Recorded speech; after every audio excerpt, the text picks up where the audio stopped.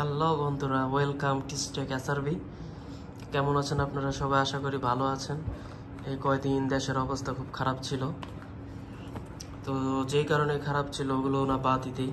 তো এখন নিয়ে আসলাম আইফোন 15 প্রোর জন্য অরিজিনাল অ্যাপেলের 20 ওয়াটের charger, type C to type C, একটা 3 পিনের একটা 20 ওয়াটের অরিজিনাল চার্জার। এটা বাংলাদেশে অফিসিয়াল স্টোর থেকে নেওয়া। বাংলাদেশে অফিসিয়াল স্টোর নাই, অফিসিয়াল রিসেলার আছে। এক হচ্ছে আই সেন্টার আর একটা হচ্ছে গ্যাজেট অ্যান্ড গিয়ার। তো এটা ওখানে প্রাইস পড়ছে আপনার 3500 টাকা, 3499 টাকা। আই সেন্টারের গ্যাজেট অ্যান্ড গিয়ারের সেম প্রাইস। তো মোবাইল আপনি যেই ফোনই ইউজ করেন না কেন, অরিজিনাল চার্জার সবসময় ইউজ করা উচিত।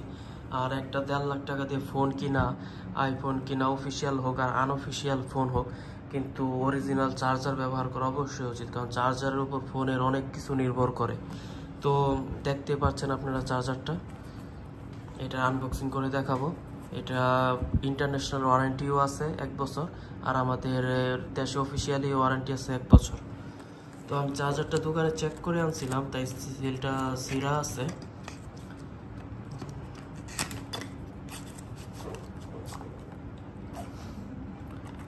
এই হচ্ছে ম্যানুয়াল বুক।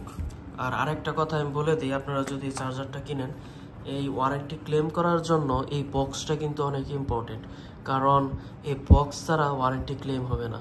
তো বিলের মধ্যে লেখাই থাকে যে এই বক্স নিয়ে ওয়ারেন্টি ক্লেম করতে হবে। তো আপনারা যারা কিনবেন এই বক্সটাকে ফেলবেন না, 1 বছর পর্যন্ত রেখে দিবেন। এটার উপরে একটা সাদা পেপার ছিল, এটা ফালাই দিছে ওরা।